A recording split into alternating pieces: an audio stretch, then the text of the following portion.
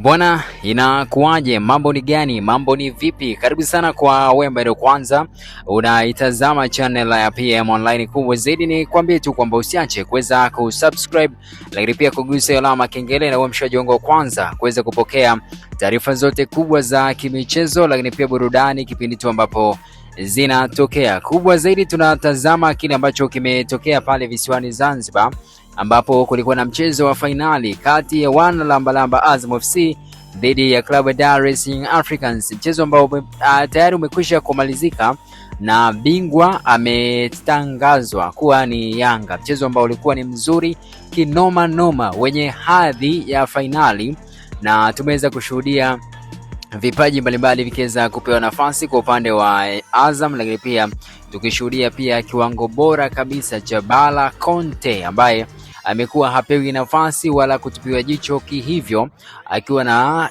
wana Yanga. So tumeshuhudia kile ambacho kwa asilimia kubwa wengi walikuwa hawategemei kuweza kukiona. Picha linaanza kwa upande wa Azam.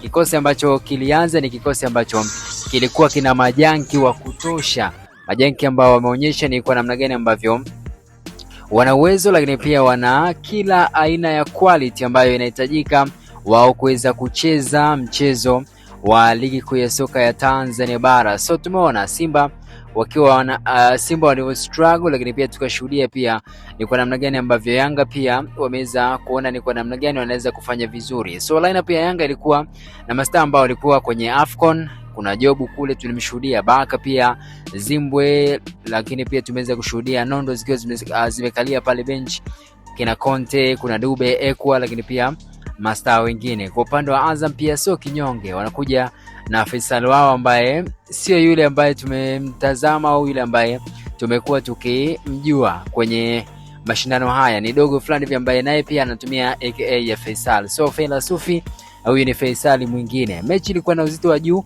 wenye tempo ya noma, tempo ya kawaida, lakini pengine kuna namna ambavyo watu walikuwa wanakiwasha kwa namna ile. So Kibwana na beki ngumu ile, pia anaje kukutana na mwana kama anaitwa Shekina Diakite. Mwamba alikuwa noma sana. Yaani ni mpira fulani hivi ambao umeweza kuchezwa wa kuonyesha ni kwa namna gani ambavyo watu walikuwa wamepaniana, lakini pia ni kwa namna gani ambavyo walikuwa wanahakikisha wanakitaka kile ambacho wamekifuata pale visiwani Zanzibar. Unaweza kusema bwana Bala Conte hii ni mechi yake bora tangu aweze kutua pale Dar es Salaam Africans. Bado pia anayo kazi kwenda kufanya. Hii ni finali ambayo ilikuwa inahitaji sana mvunja kuni kama Conte kuliko hata ule bingwa ambao watu walikuwa wanausubiria. Japo kuna matukio pia ambayo yameweza kutokea, sio matukio ya kiungwana. Tumeshuhudia usela mkubwa, usela wa kijinga ambao ameweza kufanya Baka kwa kuweza kumpiga mtu kiwiko.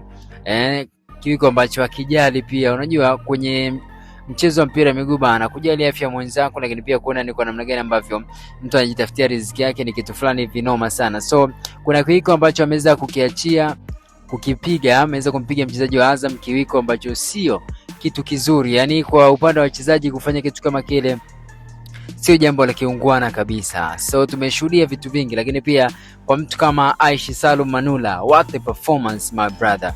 Jamaa ameweza kupangua mkwaju wa penalty ambao umepigwa na mtu mzima Pacome Zouzoua, japo kuna namna kama mguu uliwahi kutoka kwenye chaki, lakini kiwango ambacho ameweza kukionyesha ni kiwango kikubwa mno.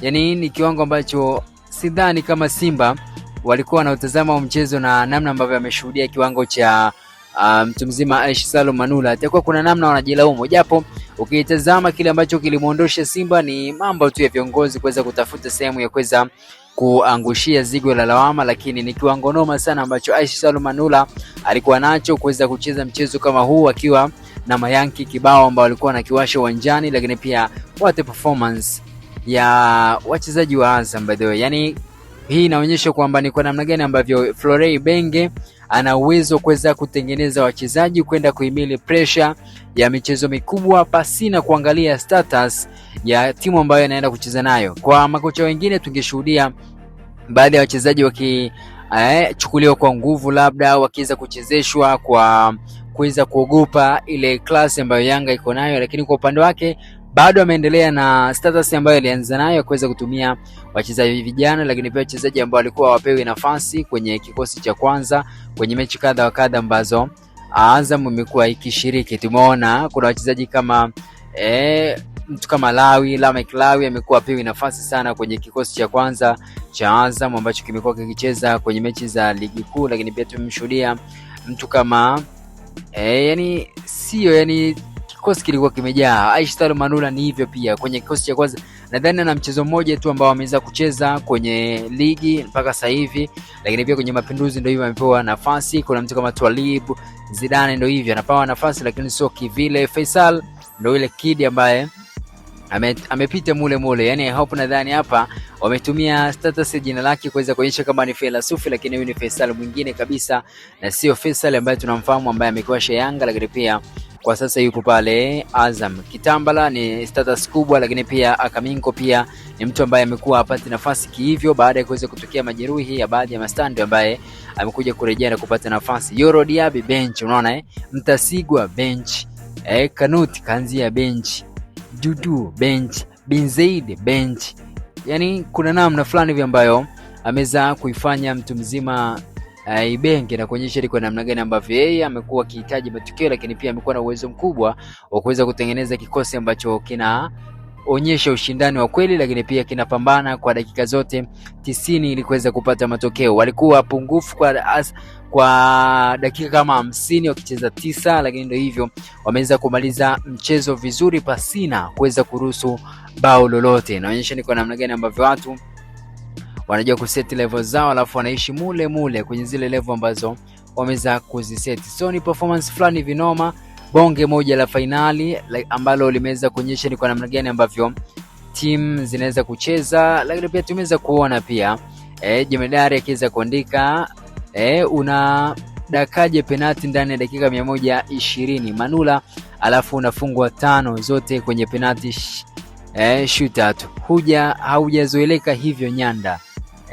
Huyo ni mtu mzima Jemedari Said ambaye pia ni msimamizi wa Aishi Salum Manula, akiweza kuandika kupitia ukurasa wake wa Instagram kuonyesha kile ambacho kimeweza kutokea kwa dakika 90 za mpira wa leo. Lakini pia hajaishia hapo, akaja kuandika pia kuhusiana na mtu mzima Msheri, Yanga mabingwa wapya wa Mapinduzi Cup. Inaweza isiwe story kubwa. Story kubwa ni kwamba imefanya hivyo bila kuruhusu bao kwenye mechi zote ambayo ni rekodi kwa upande wa Msheri. Yani kuna namna rekodi imekuwa hivyo. So kile ambacho amekiandika kwa Manula, ameandika una dakaje penalti ndani ya dakika 120 alafu unafungwa 5 zote kwenye penalti shootout.